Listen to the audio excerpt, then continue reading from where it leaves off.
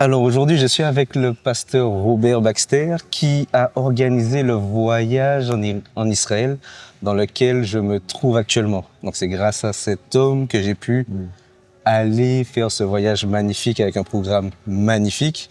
Mais c'est quelqu'un de très intéressant pour moi, mais aussi je suis sûr aux yeux de Dieu. Et du coup, pasteur Robert, je souhaiterais vraiment que tu puisses nous expliquer, nous dire comment t'es venue cette idée d'organiser ce voyage en Israël. Pourquoi? Quel est l'objet de ces événements, de ce ministère que tu as?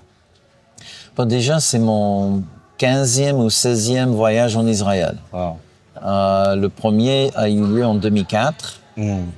Et quand je suis venu, c'était pour prouver, en fait, parce que j'avais quelqu'un dans l'église super en feu pour Israël et ça m'embêtait.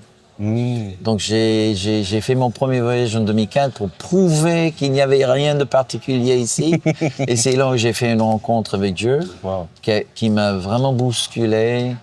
Imagine, en tant que pasteur, et tu es confronté à une réalité pour laquelle tu n'as pas de théologie. Mm. Et c'est à partir de là, j'ai commencé vraiment à faire mon enquête dans la Bible par rapport à Israël, par rapport aux les racines de notre foi. Et puis, il m'a fallu encore 6 ans Ok. avant que j'ai commencé à enseigner sur Israël. Parce que je voulais vraiment avoir une bonne base de la Bible. Mhm. Donc, depuis ces temps-là, chaque voyage, j'ai fait de nouvelles expériences avec Dieu. J'ai appris encore plus de connaissances par rapport à la Bible, mais surtout avoir le perspective. Mm. C'est pas juste une question d'apprendre un verset et dire OK, maintenant je comprends mieux ce verset. C'était beaucoup plus comprendre mieux le contexte dans lequel le verset a été écrit. Et cela, c'est juste une richesse que honnêtement, on ne peut pas avoir en dehors d'une visite ici. C'est pour ça que l'association Wycliffe, qui est peut-être la plus grande association du monde dans la traduction de la Bible, dans les langues différentes, avant qu'ils envoient quelqu'un sur un pays pour traduire la Bible, c'est obligatoire de passer minimum 6 mois ici. Wow. Ah ouais. Parce que sans avoir le goût du pays, on ne peut pas comprendre certains textes bibliques. Ah ouais. Alors, Schling, pourquoi les chrétiens ne le font pas? Et avant Covid, j'avais 2 très proches amis. Un qui était quelqu'un de très reconnu en France, Jean-Marc Taubois, qui était vraiment un mentor pour moi. J'ai fait 2 voyages avec lui. Et il est décédé malheureusement, vraiment dans les premiers mois du Covid. Ouais, c'est ça, ouais. Puis un autre ami, une dame qui travaille avec l'ambassade chrétienne, qui habite près de Lyon. Elle faisait aussi des voyages en Israël. Alors entre les deux, ils faisaient en moyenne 6 voyages par an. Wow. Ah ouais, quand même. C'est juste entre ces 2 personnes. Wow. Et Jean-Marc, il est décédé, comme j'ai dit, il est décédé au début de Covid. Et puis la dame qui travaille avec nous, elle a pris sa retraite. Ah ouais.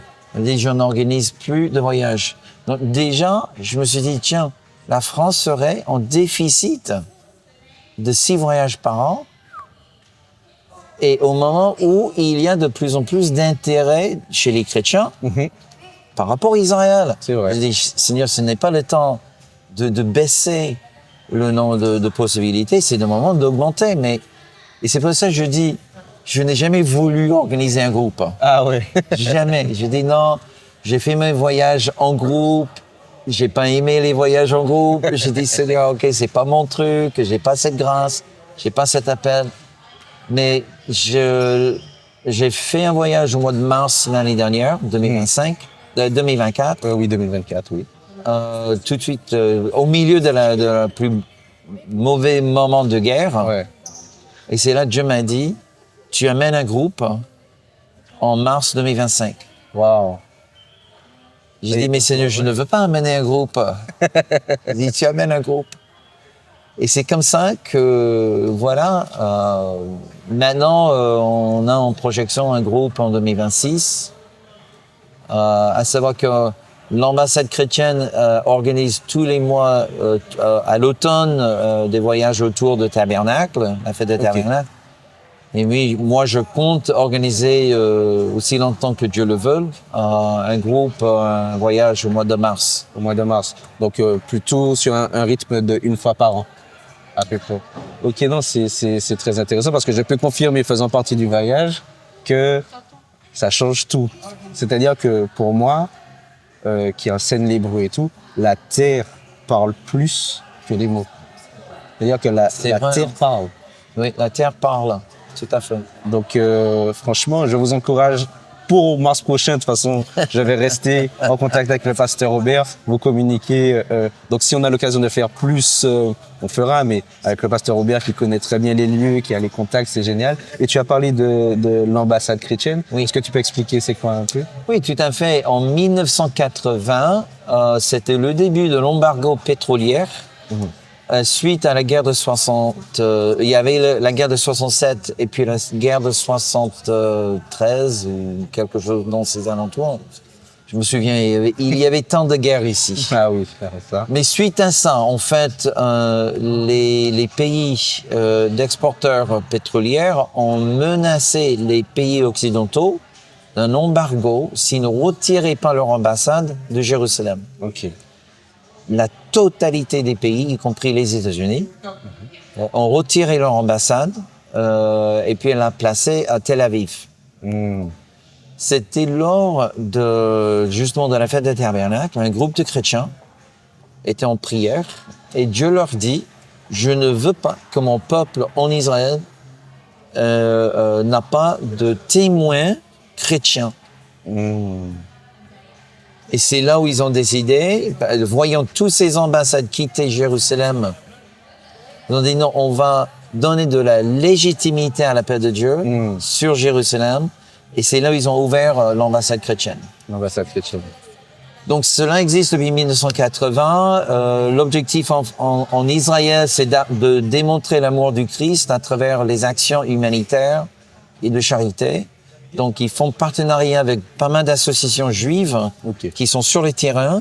Et puis, l'ambassade vient avec des finances et avec de l'aide structurelle pour permettre à ce que ces œuvres... Un exemple, c'est une maison médicalisée dans la ville de Haïfa qui reçoit des survivants de la Shoah.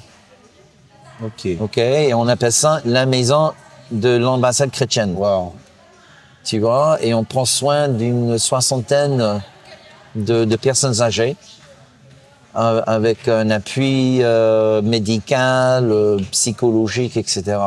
Il y a un centre de soins pour les toxicomanes à Tel Aviv. Wow. Il y a, pendant la guerre, on a construit des abris de bombes. Ah oui. C'est important pour eux. On a acheté, quand il y a eu le début de guerre, les soldats, les réservistes, n'avaient pas de gilet pare-balles. Ah oui. Donc l'ambassade vient avec une aide financière pour acheter des gilets pare-balles. Wow. On a acheté des ambulances. Quand il y a eu une crise sur la frontière syrienne, ils avaient besoin de monter dans l'urgence une sorte de clinique de soins médicaux. Donc nous avons financé ça. Donc mon rôle en tant que directeur en France, principalement, c'est trouver l'argent en France pour envoyer ici. Ok, d'accord. Mais en second lieu, c'est aussi l'occasion d'enseigner au corps de Christ pourquoi Israël est important pour nous. C'est vrai que c'est quelque chose de très, très important parce que même si c'est de plus en plus démocratisé, même si c'est de plus en plus reconnu, il est vraiment important de faire comprendre, conscientiser le corps de Christ, donc le monde chrétien, que Israël n'est pas un ennemi. Oui. On n'est pas non plus à sa place, mais on est avec eux ensemble. L'histoire a fait qu'il y a des incompréhensions, mais aujourd'hui, de plus en plus de gens viennent faire cette réparation. Et ça, c'est beau de voir des gens comme toi, des gens comme avec l'ambassade chrétienne qui participent à cette réparation, parce qu'on peut vraiment appeler ça une réparation, comme on voit de rebâtir sur d'anciennes ruines dans Ésaïe 58, dans Ésaïe 58. Donc c'est vraiment, vraiment important. Donc je vais mettre le site du ministère du pasteur Robert et de l'ambassade chrétienne Ouais. dans la description de la vidéo. En tout cas, pasteur Robert, merci beaucoup. Donc aujourd'hui, c'est notre dernier jour Oui. en Israël. On est Déjà le dernier jour. le dernier jour. C'est incroyable. Ah oui, hein. Ça Donc, passe vite. On a en face de nous ce qu'on appelle en hébreu Yamamelach, tristement appelé la mer morte, si je peux dire ça comme ça, mais connu sous le nom de la mer morte, mais c'est la mer de sel.